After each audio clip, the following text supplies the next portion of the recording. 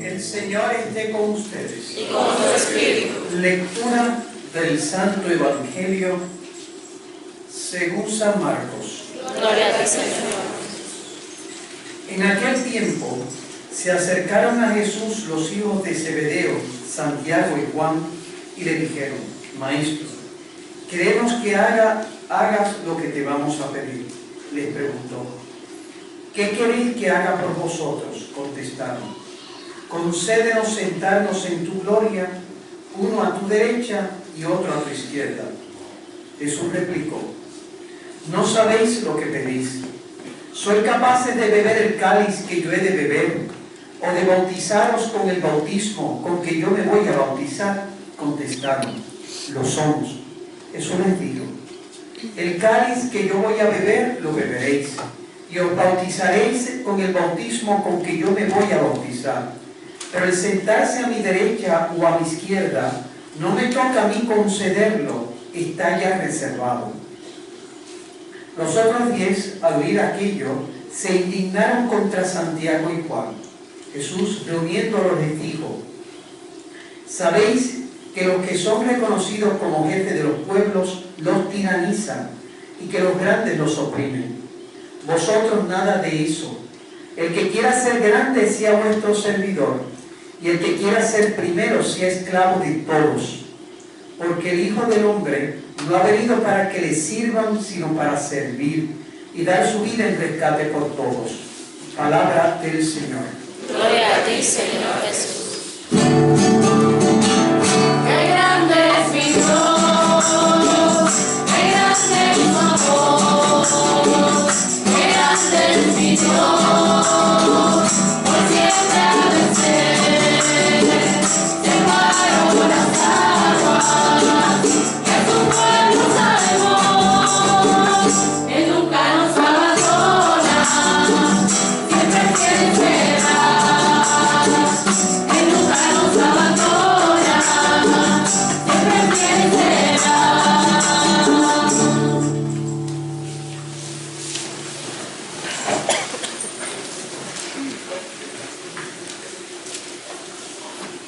Dios nos hizo a todos diversos. No nos hizo iguales. A uno le dio unas cualidades y a otro le dio otros dones y talentos. A uno hizo inteligentes, a otros en su providencia amorosa los lleva a posiciones de poder. A otros le dio distintas cualidades, nos hizo diversos. Pero la diversidad no es algo negativo, sino que la diversidad vista desde la providencia de Dios es algo positivo. ¿Por qué? Nos dice el Evangelio de hoy, la razón de la diversidad es el servicio. Dios nos hizo diversos para que pudiéramos servir los unos a los otros. Por eso es que el Señor dice en el Evangelio: el que quiera ser el primero, que sea el servidor de los otros, sea el esclavo de todos. Y el que quiera ser grande, sea vuestro servidor. Para Jesús no está malo aspirar a las primeras posiciones. No está malo el querer uno estar en posiciones de poder. Si uno vive todo eso con actitud de servicio, no es malo. Por lo tanto, la diversidad entre los seres humanos o la diversidad que existe en el mundo entre los países, es malo cuando la diversidad se vive como una oportunidad para ver cuánto yo puedo sacar de los demás y no cuánto yo puedo servir a los demás. Porque Dios te dio a ti un talento con la finalidad de que tú pudieras vivir con esta ética del servicio. Porque el ser humano, según los planes providentes de Dios, es la única criatura que tiene necesidad de los demás, no solo para venir a este mundo, sino también para desarrollarse y para poder subsistir de una manera digna. Robinson Crusoe sobrevivió en una isla perdida en el Pacífico, pudo sobrevivir, no dignamente, porque el ser humano tiene necesidad de los demás, como afirma la Iglesia en el Vaticano II. El ser humano, el hombre, es la única criatura a la que Dios ha amado por sí misma y no encuentra su plenitud sino en la entrega sincera a los demás. Para tú desarrollarte dignamente tienes necesidad de los demás, para que todos esos talentos y cualidades que tú tienes, porque Dios ha repartido sus talentos y cualidades en diversidad, para tú poder desarrollarlo y que esos talentos te dignifiquen, tú tienes que vivir en una actitud y en una ética del servicio. El que quiera ser el primero, que sea esclavo de todos y el servidor de todos. El primer servidor es precisamente Dios. Dios es el primer servidor. Él es omnipotente. Dios no tiene necesidad ni de ti ni de mí para ser feliz. No tiene necesidad de nadie. Si mañana Dios pusiera como un botón un delete y todo el universo dejase de existir, Él sería igualmente feliz. No habría perdido nada.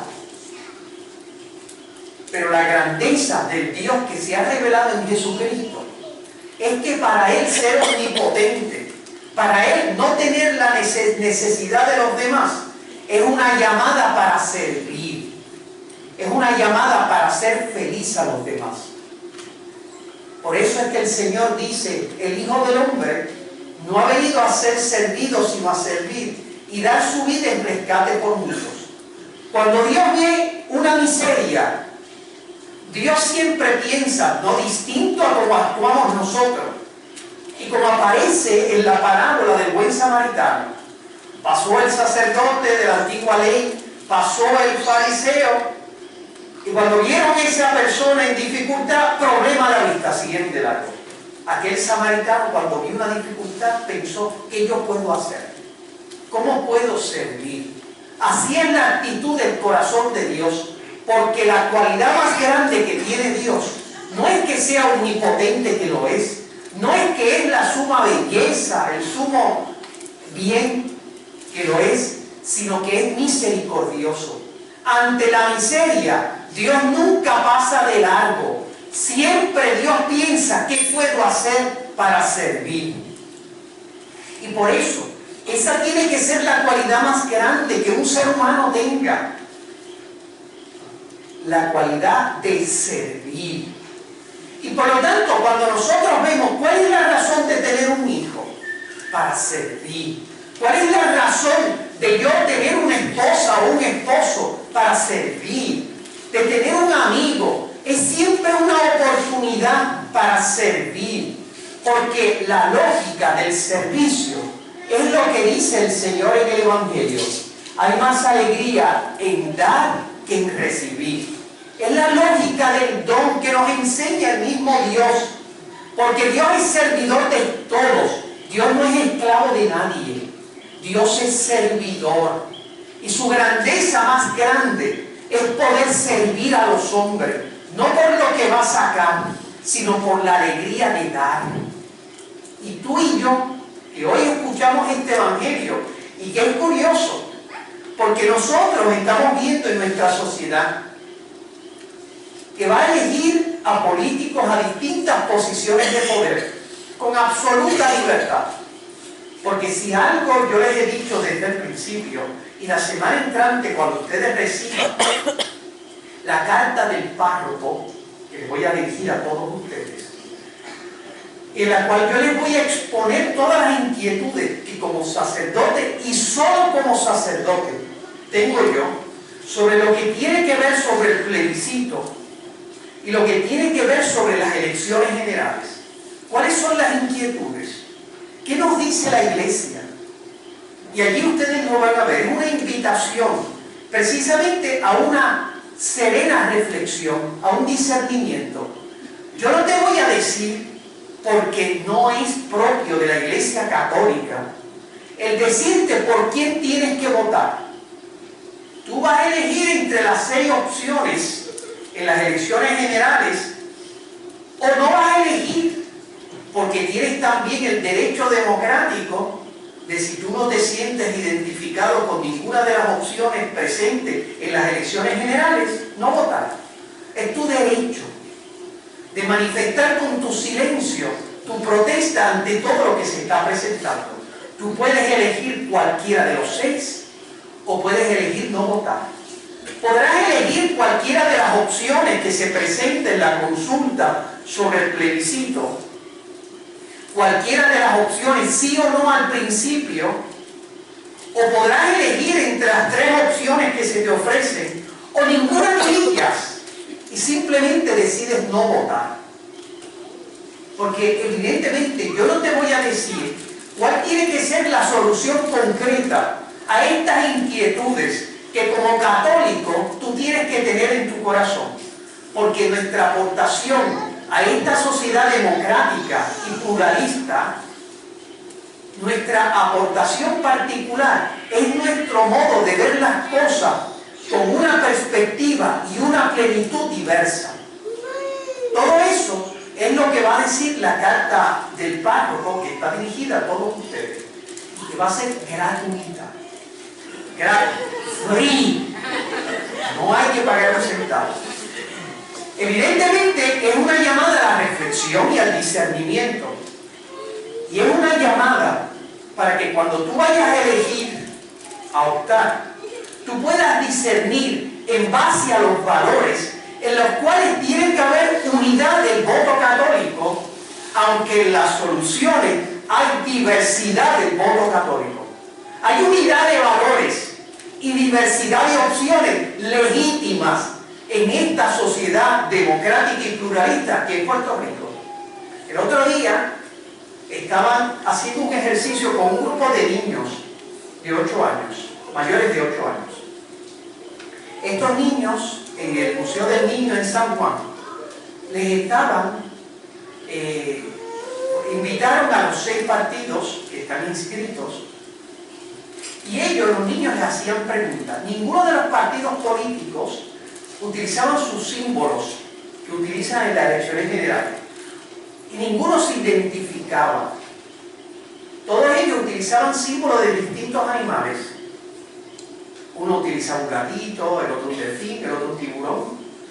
El tiburón aboca algo por ahí, ¿verdad? Pero, o sea, la idea era que cada uno, ¿verdad?, utilizaba las opciones que deseaba, ¿verdad?, etcétera. Y los colores eran diversos, sin identificar con ninguno de los partidos. La idea era que los niños hicieron preguntas y ellos, cada una de las 6 personas que representaban las distintas opciones, respondían a las preguntas de los niños. Y la semana entrante, los niños votarán. A mí ese ejercicio educativo es interesante, porque de nuevo va más allá de esta especie de desequilibrio partidista que nosotros tenemos en Puerto Rico, de ver las cosas desde la perspectiva de un símbolo y de una tradición política, y no verlo desde la perspectiva de los valores, donde tiene que haber unidad del voto católico, aunque hay diversidad del voto católico en las opciones. Eso es lo que ustedes van a ver en la carta. Por eso, una de las cosas que para mí resulta más importante es enseñar a nuestros políticos, a nuestros jóvenes y niños, a todos, esta ética del servicio que Jesús dice hoy en el Evangelio. Porque, ¿cómo nos enseña la ética del servicio? No es simplemente con hacerle que los políticos, los representantes y senadoras, etcétera, vayan a un cursito tridilí que ofrecen en el Departamento de Hacienda para evitar que roben o no roben.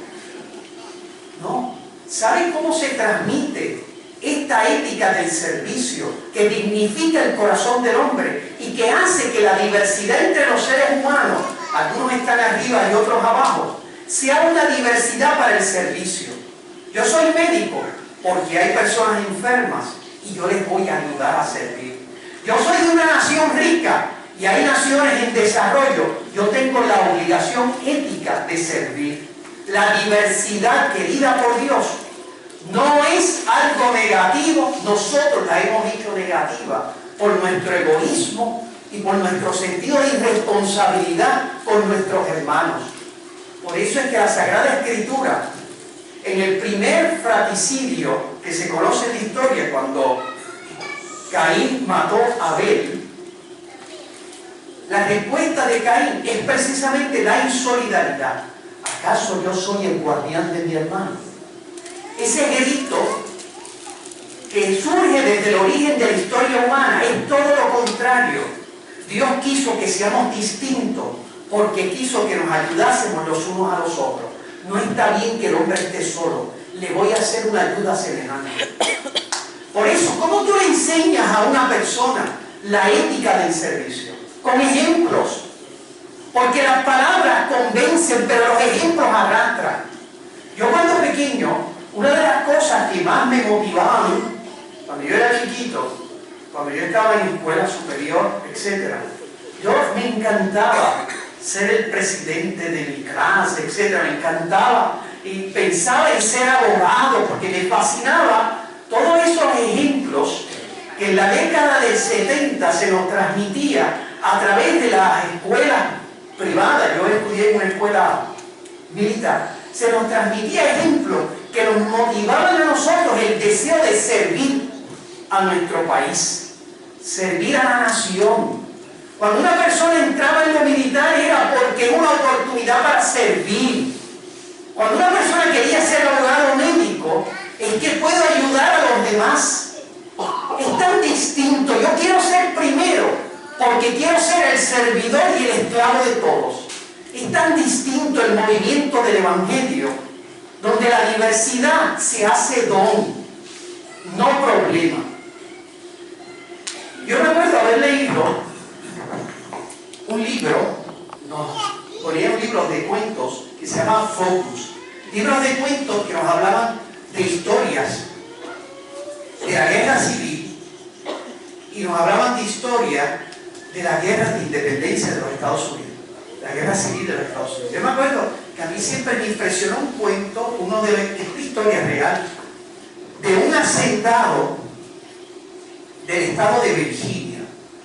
Ustedes saben que allí hay unas grandes haciendas que ustedes, si van en uno de los estados más bonitos, y hay unas haciendas que son unos museos. Eran unas casonas tremendas.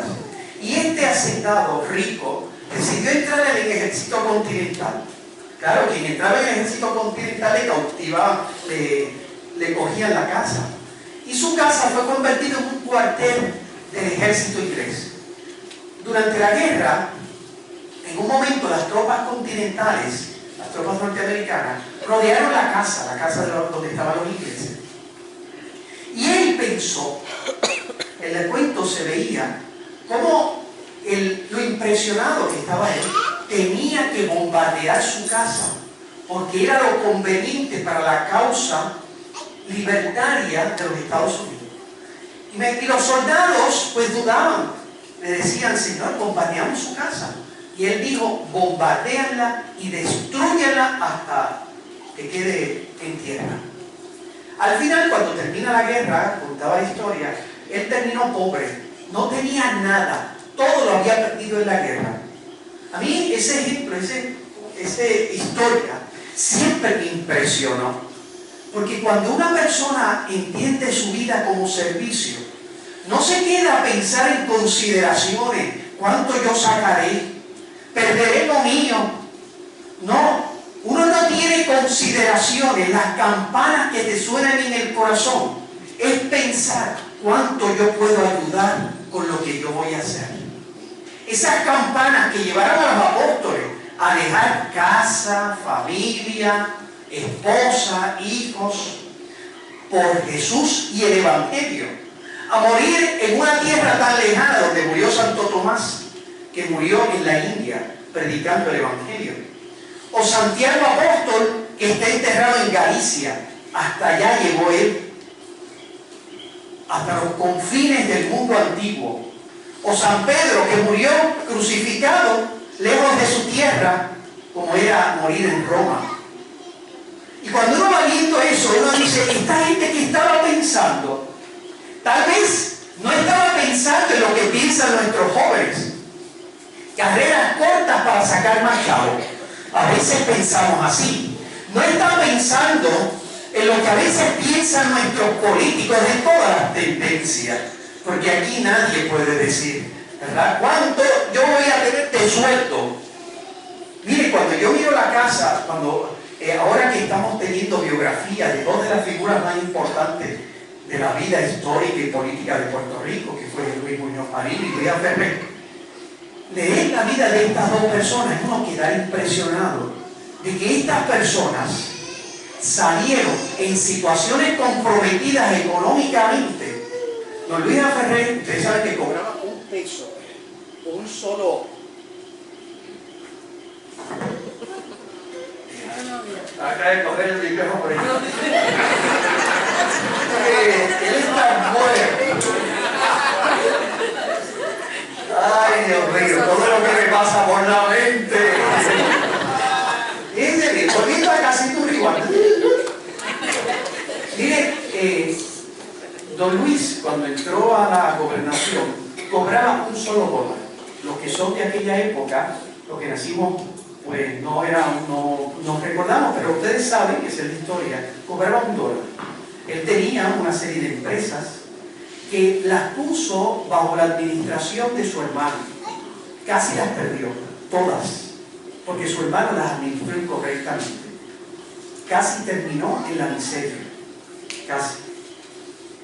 Cuando uno mira la casa de Luis Muñoz Marín, aquí, la que está aquí, vayan allí, y ustedes ven esa casa y uno dice, Dios mío, dos de las figuras más importantes que ha dado este país en su historia política no se hicieron millonarios a costa del servicio público, al contrario. Y uno piensa esa ética y uno dice, ¿qué es lo que está en el corazón de los puertorriqueños y puertorriqueñas de hoy? Hace falta estos ejemplos luminosos para transmitir esta patria de valores que dignifique el corazón de nuestra sociedad puertorriqueña. Porque ese es el único modo de enseñar esto que dice hoy el Señor en el Evangelio. No es con palabras, es con estos ejemplos luminosos.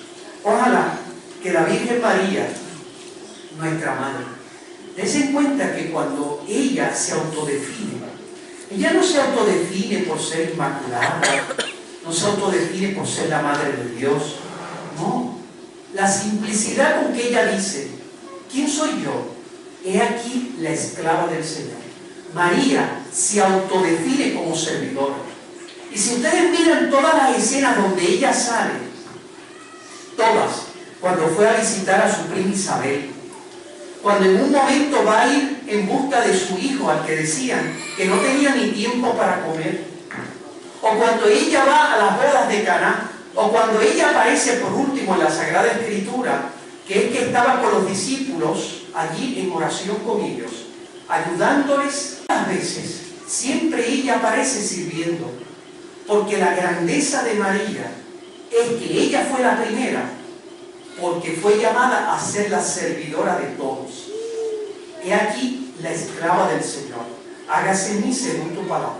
Ojalá que ese ejemplo luminoso de María y su oración desde el cielo nos ayude también a nosotros a convertirnos en servidores de los demás. Así sea. Amén.